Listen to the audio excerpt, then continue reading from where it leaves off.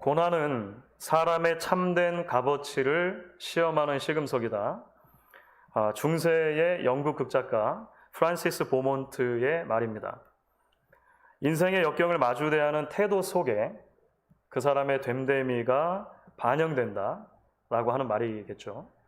동시에 인생의 역경은 그 자체로 한 사람을 성장케 하고 벼르는 자리가 되기도 합니다. 그래서 독일의 문호였던 괴테는 이런 말을 했습니다. 고난이 있을 때마다 그것이 참된 인간이 되어가는 과정임도 알아야 한다. 이렇게 말했습니다. 바울에게 있어서 고린도 교회에서의 사역은 대단히 쉽지 않은 경험이었습니다. 물론 이방인의 사도로 부름받아 사역하는 바울의 모든 섬김의 과정이 쉽지만은 않았겠습니다만 특별히 고린도 교회는 그 중에서도 별난 교회라 불릴만 한 것이죠. 부유하고 타락한 도시였던 고린도에 교회가 세워진 것 자체가 기적이라고 할 수 있습니다. 하나님께서 하신 일입니다. 하지만 그렇게 세워진 교회가 하나님의 구별된 공동체로 지속적으로 건강하게 성장해가는 것은 또 다른 문제의 이야기라고 할 수가 있습니다.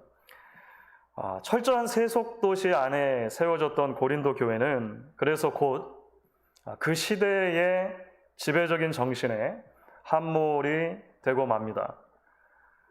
부와 권력과 쾌락의 정신이 곧 교회 안에 다시 범람에 들어오게 되고 그 일로 인해서 교회가 흔들리게 되는 것을 우리는 보게 된 것이죠.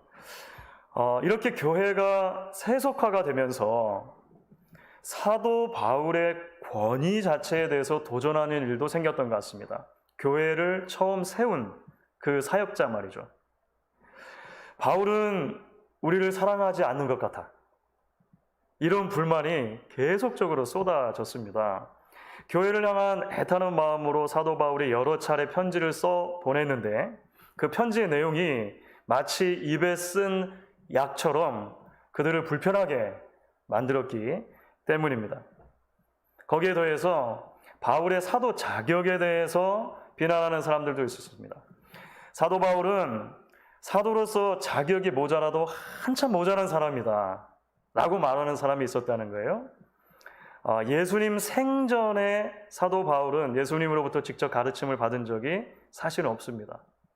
거기에 더해서 바울의 외모와 건강이 사람들에게 썩 시원찮은 것처럼 보였던 것 같아요. 그래서 사도의 권위에 대해서 자격에 대해서 계속 이야기를 한 것이죠. 말씀드린 것처럼 고린도 후서라고 하는 편지는 사도 바울이 고린도 교회에 보낸 여러 편지들 중에 적어도 한 4번째 정도 해당하는 것 같다라고 학자들이 이야기를 합니다. 그런데 우리가 이런 편지들을 쭉 살펴볼 때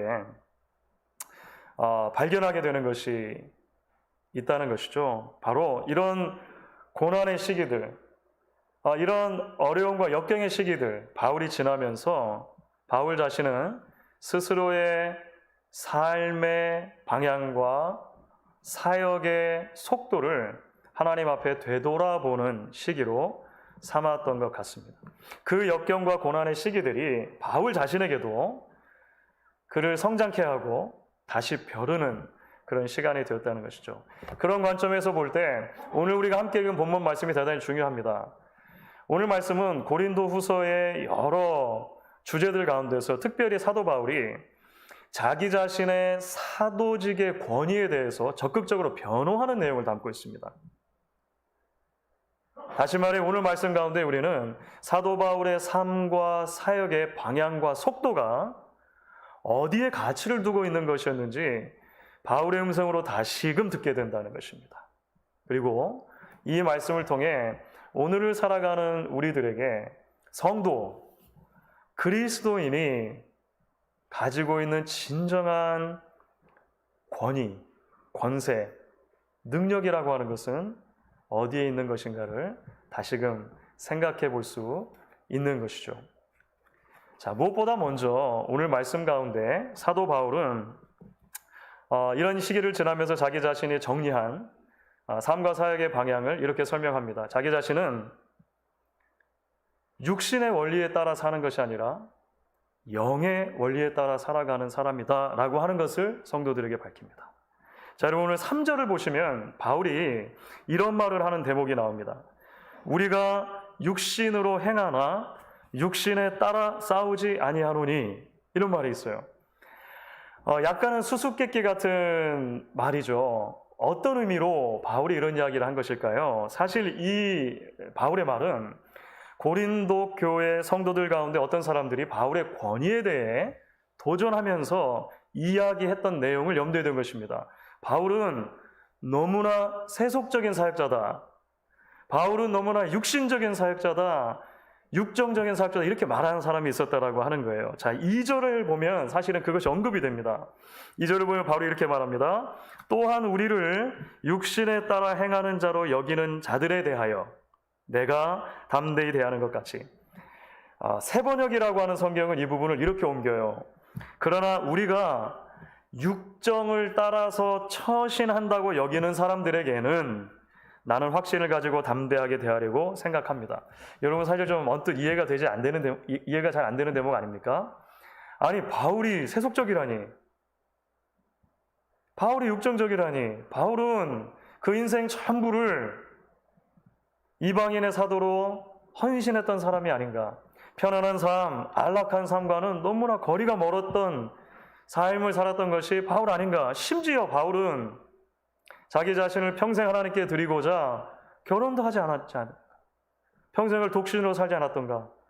어떻게 그에게 세속적이다, 육정적이다라고 하는 말을 할 수 있었을까? 우리는 질문하게 된다는 거예요. 그런데 사실 여러분, 고린도 교회 성도들 가운데 바울을 이렇게 비난했던 사람들이 왜 그렇게 했는지 이유를 알려면 사실 이것이 지난주 우리가 함께 살펴보았던 말씀과 연결된다는 것을 기억할 필요가 있습니다. 지난주 우리는 사도 바울이 8장에서 고린도 교회 성도들에게 헌금과 관련된 권면을 해줬던 것을 기억할 것입니다. 그렇죠? 마게도냐 성도들의 그런 모범적인 헌신, 헌금 생활에 대해, 구제 생활에 대해서 언급하면서 고린도 교회 성도들에게도 여러분들이 그렇게 하는 것이 마땅하다라고 권면한 대목이 있었다는 거예요. 그런데 사실 이 헌금에 대한 내용이 9장까지 이어집니다. 우리가 9장을 건너뛰고 지금 10장으로 왔잖아요. 그런데 9장 전체는 사실은 지난주에 살펴봤던 그 구제 헌금과 관련해서 계속되는 말씀입니다. 그런데 9장의 내용을 보면 사실 어떤 대목은 조금 더 노골적인 것처럼 보이는 대목이 있는 거예요. 여러분 예를 들어서 고린도후서 9장 4절 말씀을 보시면 이렇게 되어 있습니다. 혹 마게도냐인들이 나와 함께 가서 너희가 준비하지 아니한 것을 보면 너희는 고사하고 우리가 이 믿던 것에 부끄러움을 당할까 두려워하노라. 여러분 이게 무슨 의미일까요? 여러분 제가 다음에 갈 때까지 꼭 구제 헌금을 미리 준비해 놓으십시오. 헌금을 잘했던 마게도냐 교인들이 혹시라도 저와 여러분을 같이 방문한다면 부끄럽지는 않아 할 것입니까? 이렇게 말하는 것 같잖아요. 너무 노골적이죠. 9장 7절에는 심지어 이렇게까지 말합니다. 각각 그 마음에 정한 대로 할 것이요 인색함으로나 억지로 하지 말지니 하나님은 즐겨내는 자를 사랑하시느니라. 어디선가 많이 들어본 것 같으시죠? 심지어 이렇게까지 바울이 말했다는 거예요. 뿐만 아니라 사실은 고린도 전서에서도 바울은, 그러니까 이전에 보낸 편지에서도 바울은 사실은 성도들에게 이 구제 헌금과 관련된 강조를 둔 적이 있습니다. 고린도후서는 전체가 16장까지 되어져 있는데요.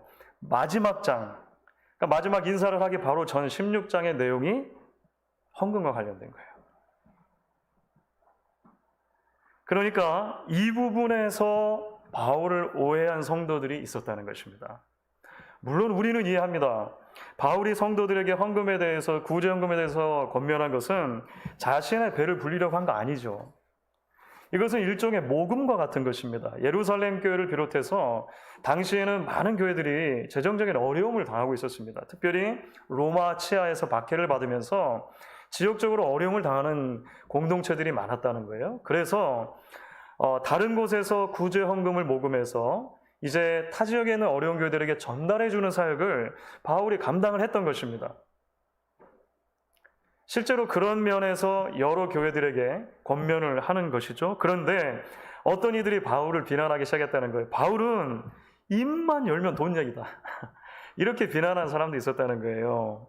지난번 편지에도 그러더니 이제는 아예 자신의 사랑하는 동력자 디도를 보내가지고 사람을 시켜서까지도 이제 이 문제를 또 이야기한다. 바울은 참 세속적인 사역자인 것 같아.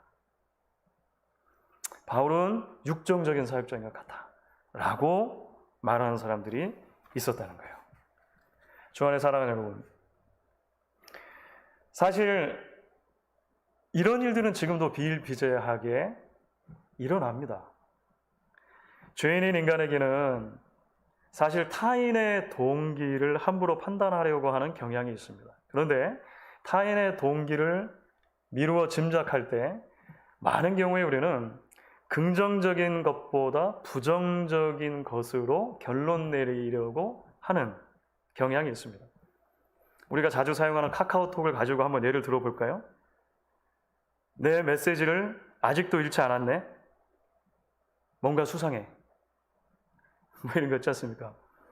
메시지를 읽은 것은 분명한데 번호가 지워지잖아요. 메시지를 읽은 것은 분명한데 아직 답이 없네? 나를 무시하는 것 같아. 답을 보내긴 보내는데, 이건 요즘에 이제 특히 젊은 분들에게 해당될 수 있습니다. 답을 보내긴 보내는데 이모티콘 하나 보내지 않고 건조하게 응 이라고 보내다니 나를 좋아하지 않는가 봐. 이렇게 생각의 나래를 펼쳐가는 것이죠. 그렇지 않을 가능성이 사실은 거의 99%입니다. 그런데 우리의 죄성은 될 수 있으면 부정적으로, 가급적이면 나쁜 쪽으로 어떤 일어나지 않은 일에 대해서 이제 누군가의 동기를 판단하고 비판하게 되는 것이죠. 그런데 여러분, 뭐 카톡뿐만 얘기했습니까? 많은 일에서 우리가 이런 일들을 겪을 때가 있죠. 우리가 이런 오해들, 이런 조금은 마음 아픈 순간들을 지나갈 때 기억해야 할 것이 있다라고 하는 것입니다. 우리가 붙들어야 할 것이 있다는 것이죠. 그것은 우리의 삶의 방향과 동기를 다시 한번 살펴보는 기회로 우리가 이런 순간들을 삼아야 한다는 것입니다. 왜냐하면 그것이 지혜이기 때문에 그렇습니다. 언젠가도 말씀드린 것처럼 전도자가 전도서에서 이렇게 말한 적이 있습니다. 형통한 날에는 기뻐하고 곤고한 날에는 되돌아보라. 전도서 7장의 말씀입니다. 그러니까 인생이 막힘없이 술술 풀려갈 때, 인생이 기쁜 일들이 많이 생길 때 그것을 기쁜 일 자체로 즐기는 것도 지혜라는 것입니다. 하나님이 허락하셨다라고 믿고 즐기는 것도 지혜라는 거예요. 하지만 동시에 인생의 큰 우회로를 지나갈 때, 혹은 인생의 거대한 스탑사인을 만났을 때 잠시 멈추어서 나의 삶과 사역의 방향과 속도가 맞는가 라고 하는 것을 돌아보는 것도 대단히 중요하다라고 하는 거예요. 그것이 바울이 한 일이죠. 세속적인 사역자다 라고 하는 비난 앞에서 바울은 다시금 자신의 삶과 사역의 방향, 속도를 되돌아봤습니다. 자동차를 여러분 오래 타다 보면 앞바퀴의 간격이 방향이 서로 맞지 않아질 때가 있죠. 그러면 비정상적으로 타이어가 마모되고 사고의 위험성도 커지게 됩니다. 그래서 종종 한 번씩은 앞바퀴의 방향을 서로 맞춰줘 줄 필요가 있습니다. 그걸 뭐라고 하죠? 얼라이먼트라고 하죠. 그렇죠? 바울은 자기가 지나가고 있는 이러한 상황을 영적인 얼라이먼트의 시간으로 삼았다는 것이죠. 그리고 나서 성도들에게 말하는 것입니다. 고린도교회 성도들에게 오늘 말씀을 보시면 이렇게 말하는 대목이 나와요. 고린도후서 10장 3절과 4절 전반부입니다. 우리가 육신으로 행하나 육신에 따라 싸우지 아니하노니 우리의 싸우는 무기는 육신에 속한 것이 아니요 오직 어떤 견고한 진도 무너뜨리는 하나님의 능력이라. 이런 게 무슨 말일까요? 비록 내가 육신을 입고 물질적인 세상에서 살아가지만 내가 추구하는 가치, 내가 싸우는 싸움, 이것은 눈에 보이는 것이 아니라 영원한 하나님 나라의 가치인 것이다라고 확신한 거예요. 다시 기억한 거예요. 그리고 다시 그것을 붙들고 성도들 앞에 담대하게 선포하고 있는 것을 보게 됩니다. 사랑하는 여러분, 그렇습니다. 바울과 마찬가지죠. 우리 모두는 물질로 이루어진 육신을 입고 물질로 되어진 세상에서 살아갑니다. 하지만 놀랍게도 하나님께서는 우리를 물질 세계 넘어 영원한 하나님 나라의 백성으로 불러주셨습니다. 이 땅에 발딛고 사는 것이 맞지만 이 땅에 유한한 것이 아닌, 썩어질 것이 아닌, 썩지 않을, 쇠하지 않을 하나님 나라의 영원한 가치, 복음을 붙들고 살 수 있는 하나님 백성으로 불러주셨다는 거예요. 그것이 하나님의 능력이라고 오늘 말씀 가운데 이야기를 하는 것이죠. 성도의 참된 권위, 성도의 참된 권세, 성도의 참된 능력은 어디로부터 오는가? 바로 이와 같은 복음에 대한 분명한 확신에서부터 오는 것입니다. 오늘 이 진리를 기억하고 하나님의 부르심의 소명을 다시 한번 붙들 수 있는 저와 여러분 될 수 있기를 축복합니다. 오늘 이제 조금 더 나아가서 바울이 두 번째로 말씀 가운데 자신의 삶과 사역의 방향, 속도에 대해서 이야기하고 있는 대목이 있습니다. 그것은 무엇이냐면 이런 모든 시간을 지나면서 생각을 해본 것이죠. 다시 정리를 해본 것이죠. 자신의 삶과 사역은 교회를 세우는 데서 참된 권위를 발견한다라고 하는 거예요. 공동체를 세우는 것이 자신에게 주어진 진정한 권세고 권위고 능력이다라고 하는 취지에서 바울이 말을 하는 대목이 있습니다. 8절 말씀입니다. 여러분 한번 보실게요. 8절은 같이 한번 읽어보도록 하겠습니다. 같이 읽습니다. 주께서 주신 권세는 너희를 무너뜨리려고 하신 것이 아니요 세우려고 하신 것이니 내가 이에 대하여 지나치게 자랑하여도 부끄럽지 아니하리라. 여러분 이게 무슨 말일까요? 자, 이제 여러분 짐작하실 수 있을 것입니다. 이것도 사도 바울에 대한 여러 비난들에 대해서 사도 바울이 응답하는 것이라고 말할 수 있어요. 사도 바울은 우리를 사랑하지 않아 세속적인 사역자야 라고 하는 것에 더해서 고린도 교회 성도들 가운데 누군가 이렇게 말한 사람이 있었다는 거예요. 바울은 교회를 무너뜨리려고 한 사람이야. 편지를 할 때마다 이렇게 우리를 힘들게 하고 우리로 하여금 근심하게 하니 바울 때문에 우리 교회는 망하고 말 거야. 쓰러지고 말 거야 라고 하는 사람들이 실제로 있었다는 거예요. 그러면서 이런 사람들이 덧붙인 말이 있다는 것입니다. 오늘 10절을 보면 아주 흥미로운 표현이 나와요. 이 사람들이 뭐라고 말을 했냐면 그의 편지들은 무게가 있고 힘이 있으나 그의 몸으로 대할 때는 약하고 그 말도 시원치 않다. 이렇게 말하는 사람이 있었다는 거예요. 사실 1절에서 바울이 자기 자신을 그렇게 소개하는 장면이 나오거든요. 너희를 대면하면 유순하고 떠나 있으면 너희에 대하여 담대한 나 바울. 이거는 여러분들이 그렇게 나에 대해서 말하는데 라고 하는 의미예요. 세 번역은 그런 식으로 옮깁니다. 여러분들이 저를 그렇게 말하는데 그러니까 멀리 있으면 강한 것처럼 편지를 쓰고 가까이 있으면 별로 힘도 없어 보이는데 말도 시원찮은데 라고 하는 거죠. 편지로는 자기가 뭐나 되는 것처럼 말하지만 지난번 방문했을 때 보니까 영 시원찮더구만. 이런 의미죠. 하나님이 부르신 진정한 사도라면 그러지 않아야 하는 게 아닌가. 이런 의도가 담겨 있는 것입니다. 그런데 바울이 그들의 비난을 통해서 자신의 삶과 사역의 방향, 동기를 다시 살핀 이후에 이렇게 바울에게, 성도들에게 말한 것입니다. 사실. 사랑하는 여러분, 내가 여러분을 죄송합니다. 글로 꾸짖은 것도 여러분을 만나면 한없이 유순해진 사람이 된 것도 모두가 다 같은 동기에서 나온 것입니다. 그것은 그리스도의 몸된 교회를 향한 나의 마음 때문입니다. 그리스도의 몸된 교회를 건강하게 다시 세우려고 하는 것이 나의 동기이고 목적이고 방향이었습니다. 라고 말하는 거예요. 여러분 몇 주 전인 10월 마지막 주일 온가족 예배를 드렸을 때 사실은 종교개혁 기념주일이기도 했었습니다. 그렇죠. 그런데요, 사실 종교개혁자들도 이와 같은 비난을 동일하게 받았습니다. 교회를 무너뜨리는 자라고 하는 비난이에요. 예를 들어서 루터 같은 경우에는 오랜 기간 동안, 거의 한 400년 기간 동안인데 로마 카톨릭 교회에서 이런 별명으로 불리게 됩니다. 루터의 별명, 교회와 제국의 분열자, 타락한 수도자. 왜 타락한 수도자라고 그랬을까요? 종교개혁을 운동을 일으키자마자 제일 먼저 한 것이 결혼이거든요. 수도자로서 신부와 결혼했거든요. 타락한 수도자. 선동적인 자유사상가다. 이단의 괴수다. 정신병자다. 이런 비난을 받았습니다. 하지만 여러분, 우리는 알고 있습니다. 교회사를 통해 우리가 배울 수 있는 것은 종교개혁자들이 실제로 하려고 했던 것은 교회를 무너뜨리려고 하는 것이 아니었다는 것입니다.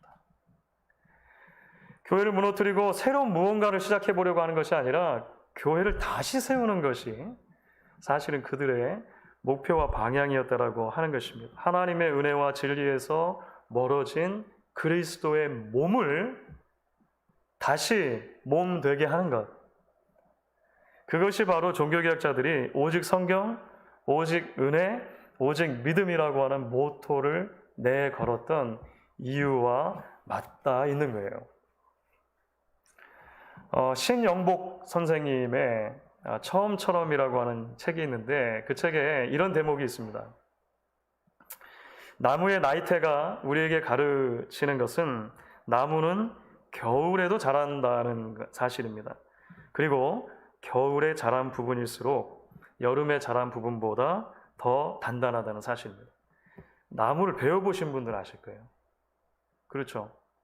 겨울에도 나무가 자라는데 조금씩 자랍니다. 그런데 그 조금씩 자랐을 때 나무는 훨씬 단단한 나이테를 만들어냅니다. 작년 3월이죠. 작년 초에 팬데믹이 처음 시작했을 때만 하더라도 코로나 팬데믹이라고 하는 이 추운 겨울이 이렇게 오래 길어질 것이라고 아무도 생각하지 못했던 것 같습니다. 언젠가도 말씀드린 것처럼 장기화되고 있는 팬데믹이 우리 삶의 많은 부분을 근본적으로 바꿔놓고 있죠. 교회도 예외일 수 없는 것 같습니다. 교회의 예배와 헌신에 대해서, 교제와 나눔에 대해서, 선교와 사명에 대해서 우리는 본질적이고 궁극적인 질문을 던지지 않을 수 없는 그런 시기를 지나고 있는 것입니다. 여러분, 한국에서는 이미 위드 코로나 단계가 시작되었다고 하죠. 이게 무슨 말입니까? 코로나 시국이라고 하는 것이 종결되어야 한다든지 극복되어야 할 어떤 것이 아니라 이제 더 이상 그렇게 생각되는 것이 아니라 앞으로 계속 함께 살아야 할 우리 삶의 기본적인 조건 중에 하나로 인식되기 시작했다는 거예요. 해마다 독감이 오는 것처럼, 그렇죠? 삶의 조건 중에 하나가 됐다는 것이죠. 그래서 저는 오늘 바울이 다시금 정리하고 확신한 삶과 사역에 대한 방향 이야기가 우리가 귀를 기울여야 할, 주목해 보아야 할 말씀이라고 그렇게 믿습니다. 적어도 위드 코로나 시대와 관련해서 우리에게 절대적인 권위자는 없습니다. 그렇죠. 누구도 100%의 확신을 가지고 이렇게 해야만 교회가 살 수 있습니다. 이렇게 해야만 이 시대는 버텨나갈 수 있습니다라고 말할 수 있는 사람은 없다는 거예요. 여러 조언이 있을 수는 있으나 그 모든 것은 추측이죠. 왜냐하면 누구도 이 길을 지나본 사람은 없기 때문에 그렇습니다. 하지만 사랑하는 여러분, 여전히 우리가 확신 가운데 붙들 수 있는 진리가 있다는 것입니다. 그것은 주께서 성도들에게 주신 권위는, 능력은 교회를 무너뜨리는 것이 아니라 교회를 세우려는 것이어야 한다라고 하는 진리예요. 공동체를 세워가는 것, 현장 예배가 살아나야 하는 것도, 온라인 예배가 지속되어야 하는 것도 그 이유를 우리가 될 수 있다면 모두가 다 교회를 세우는 것이어야 한다는 것입니다. 성도가 함께 식사를 하지 않으면서 일정 거리를 지켜야 하는 것도, 조금씩 교제의 범위와 질을 높여가야 하는 것도 궁극적으로는 그리스도의 몸된 교회를 세워가는 참 능력을 경험하는 차원에서 그리 되어야 한다는 것입니다. 교회 행사와 예산을 줄이고 아끼는 것도 필요한 주의 일에 사용될 수 있도록 힘에 지나도록 우리가 헌신해야 하는 것도 전부 다 그 동기를 찾자면 그리스도의 몸인 교회를 다시 세우는 것이 되어야 한다는 것이죠. 그것이 바로 하나님께서 우리를 교회로 부르신, 그리스도의 몸으로 부르신 이유이기 때문에 그렇습니다. 지난주 한국의 한 오락 프로그램에 아주 흥미로운 내용이 있었습니다. 회차 제목이 이름값, 운명을 따르는 자, 뭐 이런 거였어요. 이게 무슨 말이냐면 사회 각 분야에서 그 일을 하고 계시는데 독특한 이름을 갖고 분야에서 일하는 분들의 이렇게 초대를 해가지고 그 인터뷰를 진행하는 그런 내용이었습니다. 공군 상사 박격포 씨, 네. 산부인과 간호사인데 임신복 씨 있어요. 진짜입니다. 아버지 뒤를 이어서 소방관이 됐는데 이름이 베테랑 씨. 건축학과 교수 김노동 교수님. 이름만 들어도 범상치 않은 분들이잖아요. 그렇죠? 물론 여러분이 너무 이름이 독특하니까 잘하면서 얼마나 이 힘든 일이 많았겠습니까? 놀림을 많이 받았겠죠. 실제로 이제 이분들이 다 그 얘기 하시더라고요. 잘하면서 너무 독특한 이름 때문에 놀림도 받고 심지어 개명까지 시도했던 분들도 있었는데 결국은 그렇지 않게 된 거예요. 어떤 분들은 자신의 분야에서 30년, 40년 이렇게 일한 분들도 있어요. 이분들이 한결같이 말하는 내용이 있습니다. 이게 뭐냐면 어렸을 때는 이름 때문에 스트레스가 많았는데 지금은 자신의 일과 이름이 하나가 되는 것 때문에 상당히 보람을 느끼고 감사할 때가 많다는 거예요. 실제로 주위의 사람들이 그렇게 이야기를 해준다는 거예요. 자신이 이름에 합당한 삶을 사는 이름값 하시네요. 이렇게 되는 거죠. 그렇죠? 여러분 오늘 7절 말씀을 보면 바울도 그런데 우리가 가지고 있는 이름에 대해서 언급을 합니다. 7절 후반부에 이렇게 되어 있죠. 만일 사람이 자기가 그리스도에게 속한 줄을 믿을진대 자기가 그리스도에게 속한 것 같이 우리도 그러한 줄을 자기 속으로 다시 생각할 것이다. 자, 물론 1차적으로 이것도 고린도 교회 성도들의 비난을 염두에 둔 말이긴 합니다. 그런데 우리는 바울의 이 말을 통해서 듣게 됩니다. 바울이 자신을 그리스도께 속한 자, 즉 그리스도인이죠. 그리스도인이라고 불리는 그 이름을 얼마나 영광스럽게 생각하는가 라고 하는 것입니다. 그리고 그리스도인이라면 그리스도인답게 사는 것이 가장 큰 그리스도인의 능력입니다라고 우리들에게도 권면해 오는 것을 듣게 됩니다. 사랑하는 성도 여러분, 하나님은 우리를 예수의 사람들로 부르셨습니다. 그리스도의 것으로 불러주셨죠. 그리스도처럼 육신의 원리가 아닌 영의 원리를 따라 살아가는 저와 여러분, 머리이신 그리스도의 몸된 교회를 신실하게 보듬고 계속해서 세워가는 저와 여러분 될 수 있기를 주의 이름으로 간절히 축원하겠습니다.